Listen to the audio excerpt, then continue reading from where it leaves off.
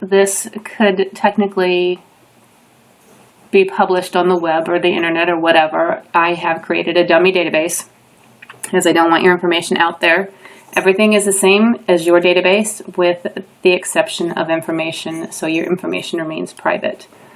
I don't want any security breaches, any security threats, so everything is going to remain completely for information only. All the information contained in here is made up. Nothing is real, like what you get at the beginning of a book.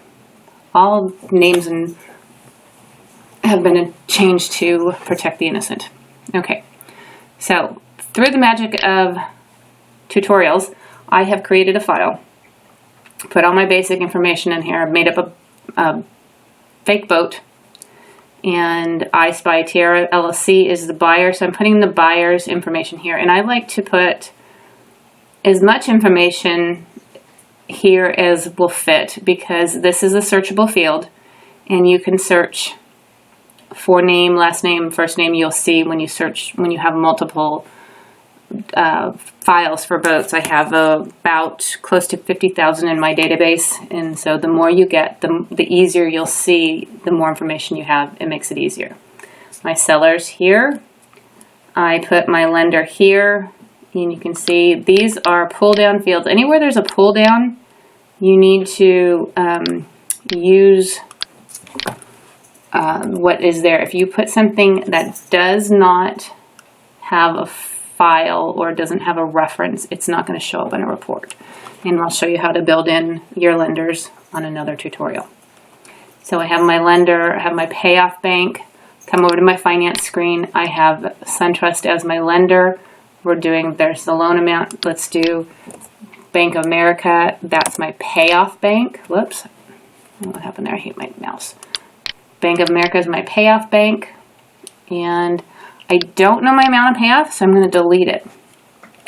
And I know my account number. I'm going to make something up here. So let's do that. So enter information there. And like I said, these little things save, and you can delete too. But if you choose to delete, if I go click delete, it's going to ask you if I want to delete that record. And in this case, no, I don't. So it'll go back. It'll stay there. You can't delete anything without it asking you if you want to delete it first. My vesting, which is how everybody is holding title, the sellers with in the LLC, the note holder here, because it's a SunTrust loan, they want all that information, and it will come in handy, and I'll show you where that goes later. All my addresses of the buyer, the seller has his address, the seller's signature lines, buyer and seller phone number and email. Everything is here. This is a change of ownership. This is where you would enter what it is you're actually doing. If it's an initial documentation, change of ownership, is it new, used, under construction? The new, used, under construction, you can only choose one of those three. You can't type in anything else. If you try to and go, it's going to tell you it's not entered in that list, and you need to pick one of those three. However, these, you can edit them. So change of ownership, and oh boy, I typed in something else. Guess what? It'll stay there. Status, we can make these, I can add as many fields as you want, or as many options as you want. If you have a status, if you, whatever you think you want there. Location, where is the file? Is it off-site? Did you destroy? Is it scanned? I can put these in here before as Jane's desk or John's desk, you know, who has it. Maybe it's on somebody's desk, maybe it's in the file. Those are fields I can custom design for you.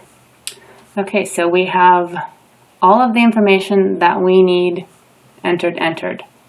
So this is just your basic entering of information.